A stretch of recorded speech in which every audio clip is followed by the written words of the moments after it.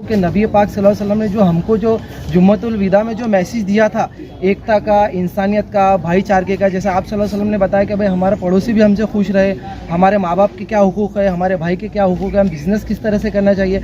देखिए ये गलती हमारी है कि हमने हमारा मैसेज जो है तो लोगों तक नहीं पहुँचाया। जब तक हमने हमारा मैसेज लोगों तक पहुँचाया था तो वो इस चीज़ को कबूल करते थे और उस चीज़ को मानते थे। उसके अंदर कोताही अपनी है कि हम अपना और नबी पाक जनाब मोहम्मद मुस्तफ़ा सल्लल्लाहु अलैहि वसल्लम का मैसेज लोगों तक नहीं पहुंचा रहे।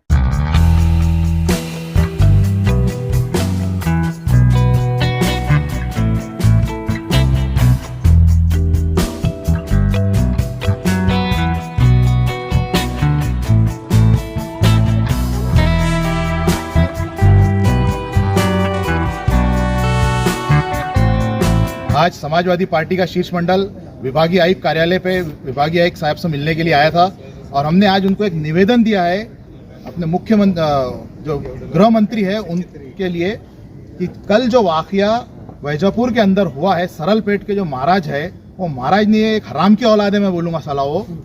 क्योंकि कैसा हो रहा है मालूम कि आपको, जो कोई भी उठ रहा है मुसलमानों के खिलाफ में पक कर दे रहा है। इस तरीके के लोगों के ऊपर सख्त से सख्त कार्रवाई होना चाहिए। सिर्फ केस दर्ज करने से अब कुछ नहीं होने वाला। अगर आपको कुछ करना है तो इस महाराज को तड़ीपार करिए।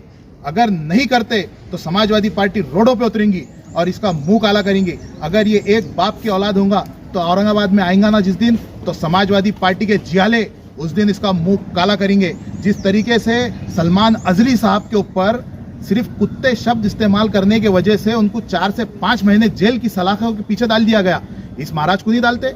हुजूर सल्लल्लाहु अलैहि वसल्लम हमारे लिए, अल्लाह ताला के बाद हुजूर सल्लल्लाहु अलैहि वसल्लम हमारे लिए बहुत बड़ा रुतबा रखते हैं। हम आशिक रसूल है और हम आशिक रसूल हमारे घर कुर्बान कर सकते हैं, हमारी औलादों को कुर्बान कर सकते हैं, मगर हम जो है तो आप सल्लल्लाहु अलैहि वसल्लम की शान में गुस्ताखी बिल्कुल बर्दाश्त नहीं कर सकते। रामगिरी महाराज ये कान खोल के सुन ले, तू तेरे ऊपर केस बुक होंगे मगर तुझे तड़ी पार कराए बगैर हम छोड़ने वाले नहीं हैं।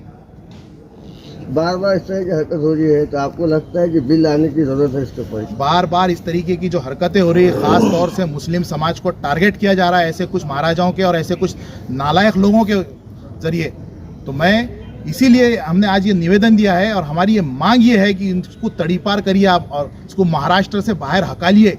जब तक इनको अक्ल नहीं आएंगी, अगर एक आदमी को भी आपने महाराष्ट्र से बाहर हकालने का काम किया, राज्य के बाहर इसको तड़ीपार करने का काम करा, तो दूसरे लोगों को सबक मिलेगा और दूसरे लोग जो है तो इस तरीके की हरकत नहीं करेंगे।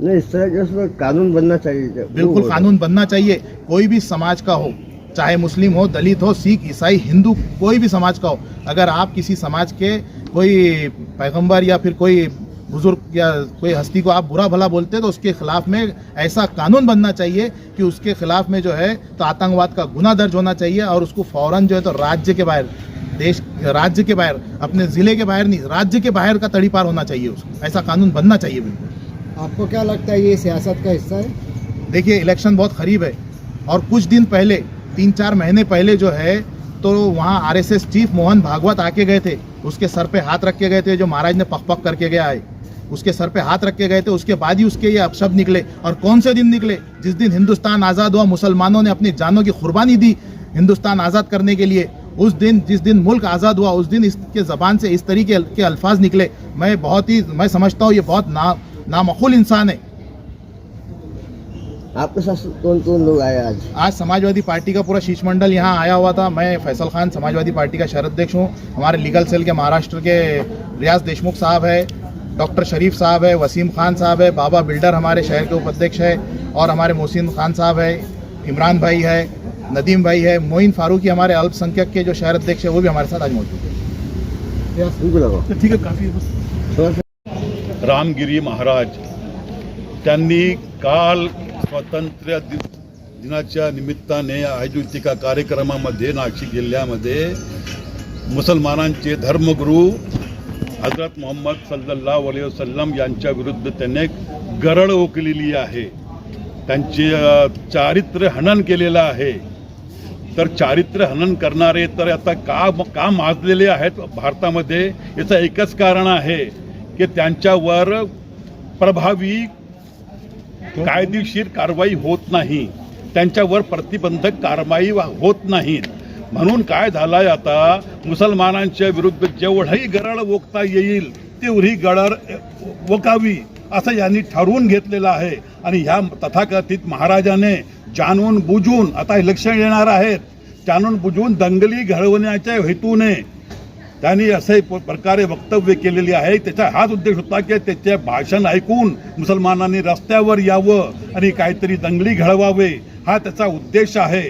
आणि हा त्याचा उद्देश का सफल होतोय, कारण की महाराष्ट्राची गव्हर्नमेंट जी आहे असे गरड ओकणाऱ्यांच्या विरुद्ध कारवाया करत नाहीत. आता काय म्हणतात की त्यात नाशिकमध्ये त्यांनी केलेला आहे, गुन्हा दाखल होईल. ठीक आहे, गुन्हा दाखल झाला तर मग काय करणार आहे? बरेचसे गुन्हे दाखल होतात, तो डी राजाच्या विरुद्ध गुन्हे दाखल होतात, तो गुन्हे दाखल होतात तर तो निघून जातो. त्याला अटक का करत नाही, ताबडतोब अटक का करत नाही? हा जे त्याने गरड ओकलेली आहे ते त्याला ताबडतोब त्याला पोलिसांनी का पकडला नाही? त्याला म्हणजे कोणी जाऊन तक्रार करेल तेव्हा त्याला अटक करायला पाहिजे का? पोलिसांना काढत नाही का? हा तर आमचं म्हणणं असं आहे की ह्या जे समाजामध्ये त्यांनी समाजामध्ये तेढ निर्माण करण्यासाठी त्यांनी हा प्रयत्न केलेला आहे आणि त्याचा दंगली घडवण्याचा त्याचा उद्देश आहे. भारतात अस्थिरता निर्माण व्हावी असा त्याचा उद्देश आहे. तर अशा माणसाला नॅशनल सिक्युरिटी ऍक्ट प्रमाणे स्थानबद्ध करायला पाहिजे, तसेच त्याला महाराष्ट्रातून तळीपार करायला पाहिजे. जोपर्यंत अशा प्रकारच्या मोठ्या मोठ्या कलमा लावल्या जात नाही, कारवाई होत नाही, तोपर्यंत अशा लोकांना म्हणजे त्यांचे तोंड बंद होणार नाहीत, हाच आमचं म्हणणं आहे. आणि यांनी जर त्याचा कारवाई केली नाही आणि त्याला जर सोडून दिला, जमानतवर जर सुटला तो, तर आम्ही समाजवादी पक्षाच्या मार्फत संपूर्ण महाराष्ट्रात तीव्र आंदोलन करू. जो भी वो है शरीयत के अंदर जो लॉज बनाए गए हैं उनको तोड़ रहे हैं. हमारे नबी की शान में बार बार बोला जा रहा है, हमारे नबी की अज़वाज मुताहरात की शान में बार बार बोला जा रहा है और इसके ऊपर कोई भी कार्रवाई नहीं की जा रही. हमने कानून से भी गुजारिश की है और हम अभी आज मौजूद हैं कलेक्टर ऑफिस में और इनसे भी गुजारिश करते हैं कि इनके खिलाफ़ जल्द से जल्द कार्रवाई करें ताकि ऐसे मामला आगे ना बढ़े. क्योंकि अगर ये मामला हद से ज़्यादा बढ़ेंगे तो फिर अवाम सड़कों पर उतरेंगी और अवाम अगर सड़कों पर उतरेंगी तो हमारे लिए भी उनको कंट्रोल करना बस में नहीं है और कानून के भी बस में नहीं होगा कि उनको कंट्रोल किया जाए. इसके बाद फिर मामला बढ़ेंगे और अभी जैसे हम सब देख रहे हैं कि इलेक्शन नज़दीक आ रहे हैं तो ऐसे मामला को और बढ़ावा दिया जाता है. तो ऐसे को जल्द से जल्द सज़ा दी जाए, इनके खिलाफ़ कार्रवाई की जाए और उन्हें गिरफ्तार किया जाए. ये हमारी गुजारिश है कानून से. और आप सभी से भी गुजारिश है कि कानून को अपने हाथों में ना लें, जो शहर में अमन और शांति बनाए रखे और ऐसों को बिल्कुल सज़ा मिलेंगी. बस आप लोग लीगल तरीके से जो भी एक्टिविटीज़ करना है वो कीजिए. आप आइए, अपने एप्लीकेशन सबमिट कीजिए, अलग अलग हमारे पास पुलिस स्टेशन है, वहाँ पर जाकर अपने कंप्लेन FIR जो भी करना है आप कीजिए ताकि ऐसों को लीगली सज़ा मिले. अपने हाथों में कानून लेकर अपने आप को मुसीबत में डालना ये बहुत गलत बात है. तो आप सभी से गुजारिश है कि अपना ख्याल रखें और जो भी मामला हैं उन्हें लीगल तरीके से सॉल्व करने की कोशिश करें. Thank you so much. नाम आपका? मेरा नाम सैयद अफ़ाम हुसैन है. मैं दारुल उलूम रज़ा मुस्तफ़ा का पढ़ाने वाला एक मुदर्रिस हूँ. मेरा जो टीचिंग सब्जेक्ट है वो कंप्यूटर और इंग्लिश.